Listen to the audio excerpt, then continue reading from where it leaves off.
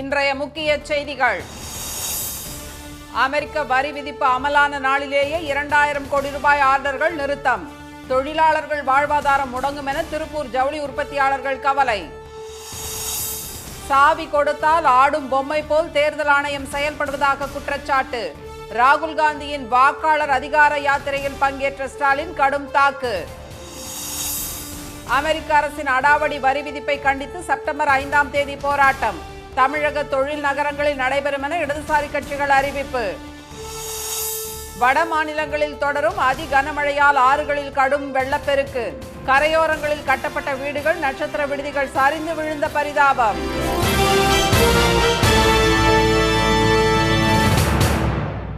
வணக்கம். வணக்கம். அமெரிக்கா விதித்த 50% வரி அமலுக்கு வந்துள்ள நிலையில் ஆரம்ப நிலையிலேயே 2000 கோடி ரூபாய்க்கான ஜவுளி ஆர்டர்கள் நிறுத்தி வைக்கப்பட்டுள்ளதாக திருப்பூர் ஜவுளி ஏற்றுமதியாளர்கள் கவலை தெரிவித்துள்ளனர்.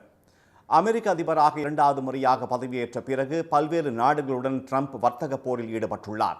மேலும் ரஷ்யாவிடம் இருந்து இந்தியாவும் சீனாவும் எண்ணெய் வாங்குவதன் மூலம் போருக்கு மறைமுக ஆதரவு தருவதாக ட்ரம்ப் குற்றம் சாட்டினார். இதனால் இந்தியாவில் இருந்து இறக்குமதி செய்யப்படும் பொருட்களுக்கு கூடுதலாக 25% வரியுடன் மொத்தம் 50% வரியை அமெரிக்கா விதித்தது. அமெரிக்கா விதித்த 50% இறக்குமதி வரி இன்று முதல் அமலுக்கு வந்துள்ளது. இதனால் திருப்பூரில் ஜவுளி மற்றும் ஆயத்த ஆடைகள் பெருமளவு தேங்கும் நிலைக்கு தள்ளப்பட்டுள்ளதாக ஜவுளி ஏற்றுமதியாளர்கள் கூறுகின்றனர். உடனடியாக இறக்குமதியாளர்கள் கொடுத்த ஆர்டர்களை நிறுத்தி வைக்குமாறு சொல்லிவிட்டார்கள். ஆனால் அதே சமயத்தில் ஏற்றுமதி ஆடை தயாரிப்பு என்பது 60 முதல் 90 நாட்கள் வரை எடுக்கக்கூடிய ஒரு கால நிலை எடுக்கக்கூடிய ஒரு சூழ்நிலையில் கிட்டத்தட்ட 1500 முதல் 2000 கோடி ரூபாய் அளவிற்கான ஆர்டர்கள் துணியாகவும் ஆயத்த ஆடைகளாகவும் பாதியில் முடிக்கப்பட்ட நிலையில் இருக்கின்றது. ஜவுளி மற்றும் பின்னலாடை தொழிலில் முக்கிய இடங்களை பிடித்துள்ள திருப்பூர், கரூர், சூரத், நொய்டா, மும்பை, நாக்பூர் உட்பட நாடு முழுவதும் லட்சக்கணக்கான தொழிலாளர்களின் வாழ்வாதாரம் முடங்கும் சூழல் உருவாகியுள்ளதால் அமெரிக்காவுடன் பேச்சுவார்த்தை மூலம் தீர்வு காண்பதுடன் மானியம், நிதியுதவி உள்ளிட்ட நடவடிக்கைகளையும் மத்திய அரசு போர்க்கால அடிப்படையில் எடுக்க வேண்டும் என்று தொழில்துறையினர் வலியுறுத்தி உள்ளனர். இது ஒரு பெரிய எங்களுக்கு ஒரு இழப்பு. அந்த இழப்பை ஈடு செய்யற மாதிரி மத்திய அரசு தனி கவனம் செலுத்து நிதி நெருக்கடியிலிருந்து எங்களை மீண்டு வர மாதிரி ஒரு புதிய திட்டங்களை மத்திய அரசு அறிவிக்கணும். இது ஒரு பெரிய எங்களுக்கு ஒரு வழியாகவும் இருக்கிறது. இதை நம்பியுள்ள லட்சக்கணக்கான தொழிலாளர்களுடைய வாழ்வாதாரம் கேள்விக்குறியா இருக்கு. மத்திய அரசு உடனடியாக போர்க்கால அடிப்படையில் இதுக்கு ஒரு நடவடிக்கை எடுக்கணுமா நான் கேட்டுக்கிறேன். அமெரிக்க வரியால் மீன், இறால் உள்ளிட்ட கடல் உணவுகள், மசாலா பொருட்கள், நகைகள், செயற்கை வைரங்கள், ரசாயனம், தோல் மற்றும் கைவினைப் பொருட்கள் போன்றவற்றின் ஏற்றுமதியும் கடும் பாதிப்பை எதிர்கொண்டுள்ளது. இந்தியா ஆண்டுக்கு 180 லட்சம் கோடி ரூபாய் அளவுக்கு உலக நாடுகளுக்கு ஏற்றுமதி செய்யும் நிலையில் இதில் 40 லட்சம் கோடி ரூபாய் அளவில் அமெரிக்காவுக்கு பொருட்களை ஏற்றுமதி செய்து வருகிறது. இந்நிலையில் கூடுதல் வரியால் ஏற்கனவே கொடுத்த ஆர்டர்களை அமெரிக்க இறக்குமதியாளர்கள் ரத்து செய்து வருவதால் புதிய ஆர்டர்கள் பெறுவது முற்றிலும் குறைய வாய்ப்புள்ளதாக கூறப்படுகிறது. இதனிடையே அமெரிக்காவுக்கு அரிய வகை கனிமங்கள் ஏற்றுமதியை சீனா மீண்டும் தொடங்காவிட்டால் அதன் பொருளாதாரத்தை மொத்தமாக வீழ்த்துவோம் என்றும் 200% வரி விதிப்போம் என்றும் ட்ரம்ப் ஏற்கனவே மிரட்டல் விடுத்துள்ள நிலையில் சீனா மீதான பரஸ்பர வரி விதிப்பு நவம்பர் 10ஆம் தேதி வரை ஒத்திவைக்கப்படுவதாக அறிவிக்கப்பட்டுள்ளது. சாவி கொடுத்தால் ஆடும் பொம்மை போல் தேர்தல் ஆணையம் செயல்படுவதாக குற்றம் சாட்டியுள்ள முதலமைச்சர் திரு மு.க. ஸ்டாலின் இந்திய மக்களின் வழக்கறிஞராக திரு ராகுல் காந்தி செயல்படுவதாக புகழாரம் சூட்டியுள்ளார். பீகார் மாநிலத்தில் விரைவில் நடைபெறவுள்ள சட்டப்பேரவை தேர்தலுக்காக தேர்தல் ஆணையம் வாக்காளர் பட்டியலில் சிறப்பு தீவிர திருத்தத்தை மேற்கொண்டது. இந்த பட்டியலில் இறந்தவர்கள், புலம்பெயர்ந்தவர்கள் என கூறி 65 லட்சம் பெயர்கள் நீக்கப்பட்டன. இதற்கு கடும் கண்டனம் தெரிவித்த காங்கிரஸ், ராஷ்டிரிய ஜனதாதளம் உள்ளிட்ட இந்தியா கூட்டணி கட்சிகள் உச்சநீதிமன்றத்தை நாடியுள்ளன. தேர்தல் ஆணையத்தின் துணையுடன் பாஜக வாக்கு திருட்டில் ஈடுபடுவதாக குற்றம் சாட்டிய மக்களவை எதிர்க்கட்சித் தலைவர் திரு ராகுல் காந்தி பீகாரில் கடந்த 17ஆம் தேதி முதல் வாக்காளர் உரிமை யாத்திரையை நடத்தி வருகிறார். 11வது நாளாக இன்று நடைபெற்ற வாக்காளர் உரிமை பேரணியில் தமிழ்நாடு முதலமைச்சர் திரு ஸ்டாலின், திமுக எம்பி திருமதி கனிமொழி ஆகியோர் கலந்து கொண்டனர். பின்னர் திறந்த வேனில் திரு ராகுலுடன் சென்ற திரு ஸ்டாலின் உள்ளிட்ட தலைவர்களுக்கு சாலையின் இருபுறமும் திரண்டிருந்த மக்கள் உற்சாக வரவேற்பு அளித்தனர்.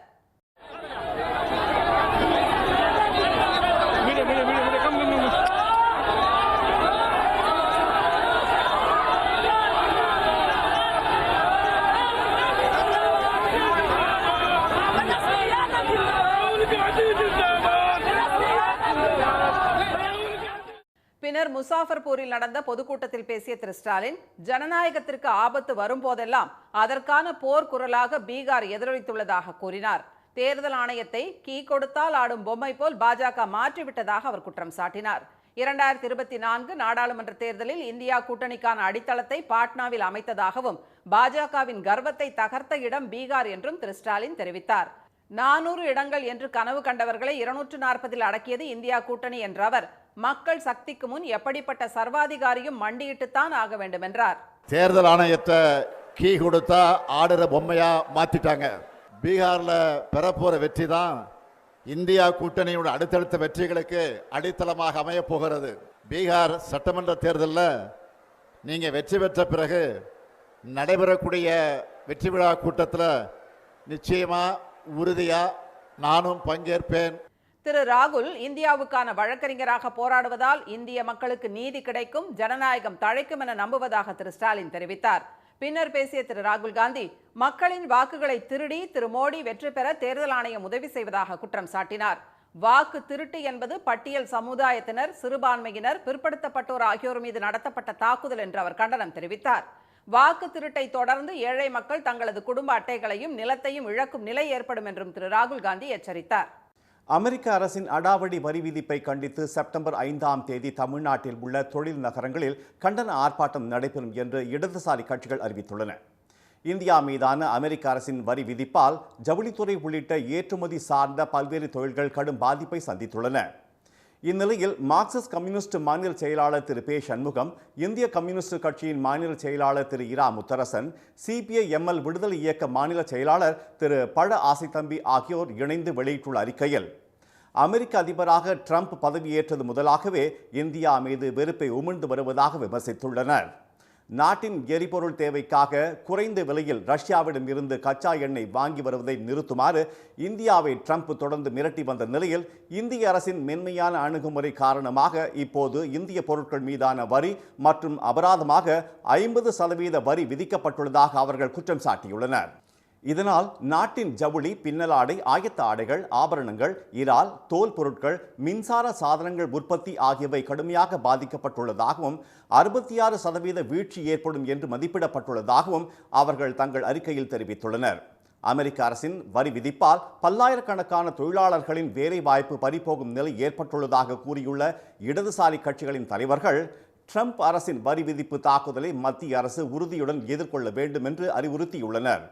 ஏற்றுமதி தொழில்களுக்கு ஏற்படும் பாதிப்பை தடுக்க ஏற்றுமதி மானியம், வரிச்சலுகை உள்ளிட்ட மாற்று திட்டங்களை உருவாக்கி உதவ மத்திய அரசை வலியுறுத்தியும், அமெரிக்க அரசின் அடாவடி வரி விதிப்பு கொள்கையை கண்டித்தும் இடதுசாரி கட்சிகளான CPM, CPI மற்றும் CPML ஆகியவை இணைந்து செப்டம்பர் 5ஆம் தேதி தமிழ்நாட்டில் போராட்டம் நடத்த முடிவு செய்துள்ளதாக கூறியுள்ள அவர்கள், சென்னை, காஞ்சிபுரம், கோவை, திருப்பூர், ஈரோடு, ஓசூர், வேலூர், மதுரை, திருச்சி, விருதுநகர், தூத்துக்குடி, திண்டுக்கல், கரூர் ஆகிய தொழில் நகரங்களில் இந்த ஆர்ப்பாட்டம் நடைபெறும் என்று தெரிவித்துள்ளனர். வட மாநிலங்களில் கொட்டிய அதி கனமழை காரணமாக ஆறுகளில் ஏற்பட்ட வெள்ளப்பெருக்கால் வீடுகள், நட்சத்திர விடுதிகள் நீரில் அடித்துச் செல்லப்பட்டன. ஜம்மு காஷ்மீரில் மேக வெடிப்பால் பெய்த அதி கனமழையால் நீர்நிலைகளில் வெள்ளம் கரை புரண்டோடுகிறது. ஜம்முவில் 12 மணி நேரத்தில் 30 சென்டிமீட்டர் மழை வெளுத்து வாங்கியதால் திரும்பும் திசையெல்லாம் வெள்ளக்காடாக காட்சியளிக்கிறது. தவி மற்றும் ரவி ஆறுகளில் அபாய அளவை தாண்டி பெருவெள்ளம் பாய்ந்தோடுகிறது. கரையோர பகுதிகளிலிருந்து சுமார் 6000 பேர் நிவாரண முகாம்களுக்கு மாற்றப்பட்டுள்ளனர். தவி ஆற்றின் குறுக்கே கட்டப்பட்டிருந்த மேம்பாலம் இடிந்து விழுந்ததில் அவ்வழியாக சென்ற கார்கள் இடிபாடுகளுக்குள் சிக்கின.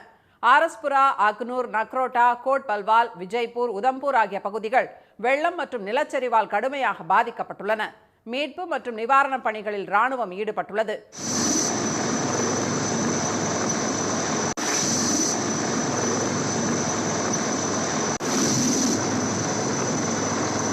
மழை வெள்ளத்தால் இயல்பு வாழ்க்கை பாதிக்கப்பட்டுள்ள பகுதிகளில் ஹெலிகாப்டர் மூலம் உணவுப் பொட்டலங்கள் விநியோகிக்கப்படுகின்றன.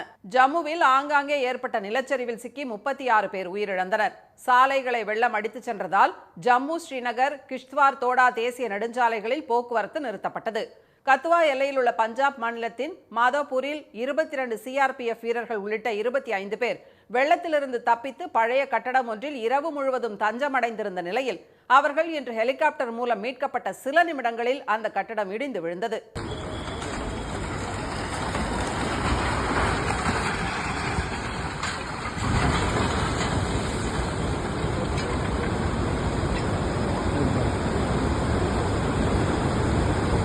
சத்தீஸ்கர் மாநிலத்தில் நீர்நிலைகளில் கரைபுரண்ட வெள்ளத்தால் சுக்மா மாவட்டத்தில் உள்ள தேசிய நெடுஞ்சாலை நீரில் மூழ்கியது. பஞ்சாப் மாநிலத்தில் பதான்கோட் மற்றும் சுற்றுப்பகுதி கிராமங்களில் வெள்ளம் புகுந்ததால் டிராக்டர்கள் மற்றும் ரப்பர் படகுகளில் மக்கள் மீட்கப்பட்டனர். வெள்ளத்தால் பாதிக்கப்பட்ட 20,000 மக்கள் மூட்டை முடிச்சுகளுடன் பாதுகாப்பான இடங்களுக்கு சென்றனர்.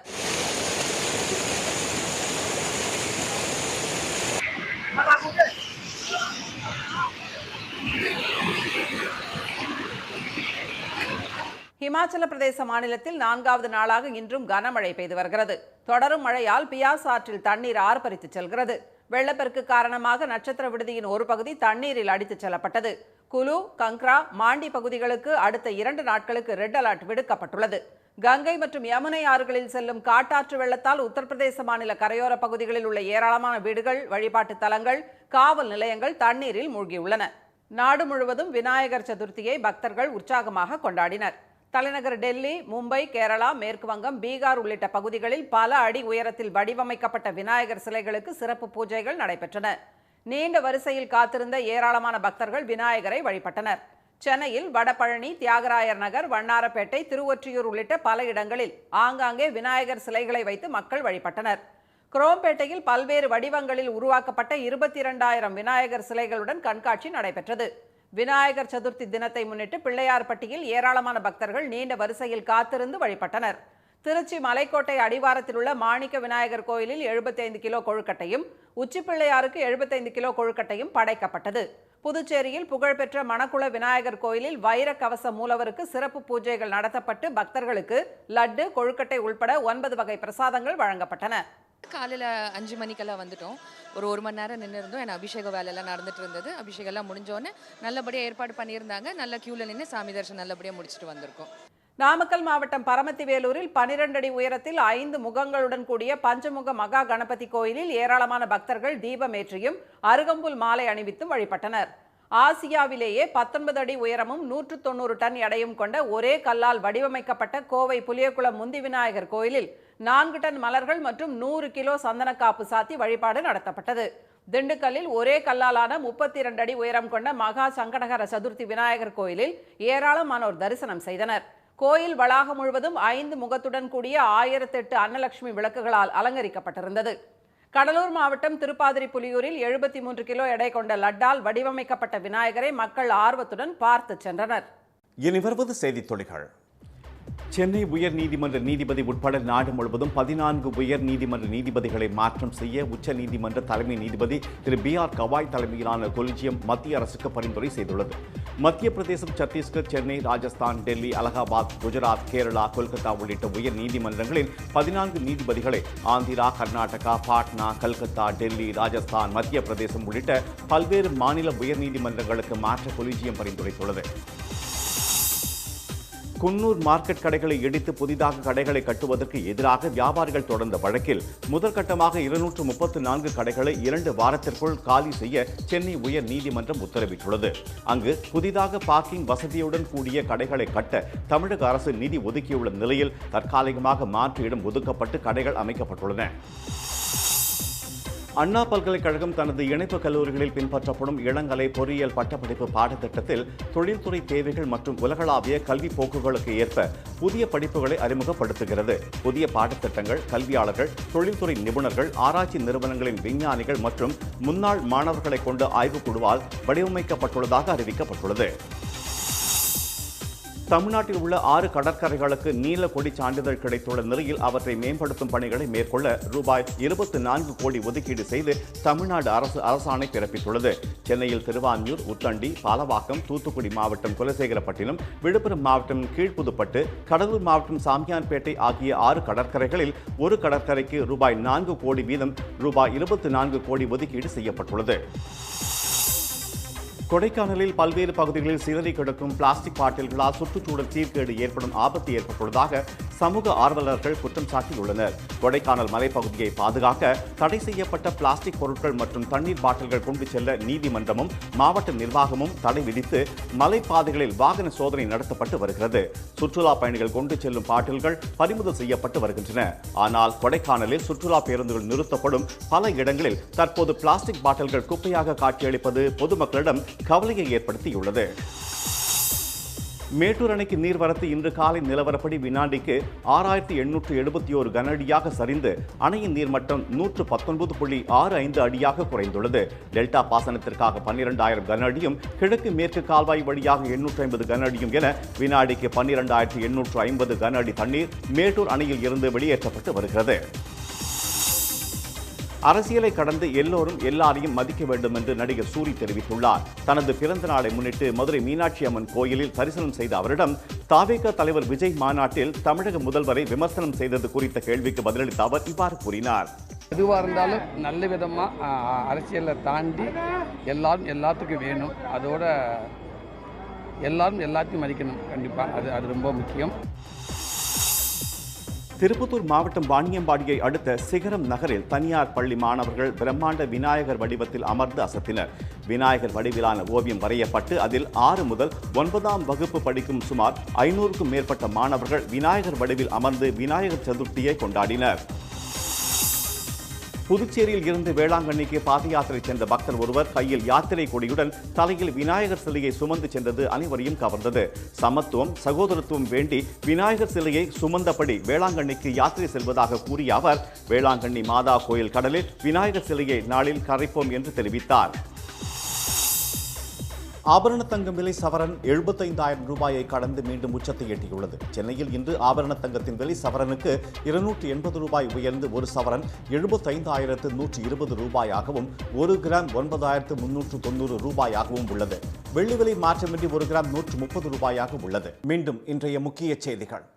அமெரிக்காவின் 50% வரியால் 2,000 கோடி ரூபாய்க்கான ஜவுளி ஆர்டர்கள் நிறுத்தி வைக்கப்பட்டுள்ளதாக திருப்பூர் ஜவுளி ஏற்றுமதியாளர்கள் கவலை தெரிவித்துள்ளனர். அமெரிக்க அரசின் அடாவடி வரி விதிப்பை கண்டித்து செப்டம்பர் 5ஆம் தேதி தமிழ்நாட்டில் உள்ள தொழில் நகரங்களில் கண்டன ஆர்ப்பாட்டம் நடைபெறும் என்று இடதுசாரி கட்சிகள் அறிவித்துள்ளன. சாவி கொடுத்தால் ஆடும் பொம்மை போல் தேர்தல் ஆணையம் செயல்படுவதாக பீகார் வாக்காளர் அதிகார யாத்திரையில் ராகுல் காந்தியுடன் பங்கேற்ற முதலமைச்சர் ஸ்டாலின் குற்றம் சாட்டியுள்ளார். இத்துடன் இந்த செய்திகள் நிறைவடைந்தன. மீண்டும் சன் டிவியில் செய்திகள் காலை 7:30 மணிக்கு. செய்திகளை உடனுக்குடன் தெரிந்து கொள்ள QR கோடை ஸ்கேன் செய்து சன் நியூஸ் வாட்ஸ்அப் சேனலில் இணைந்திருங்கள். வணக்கம். வணக்கம்.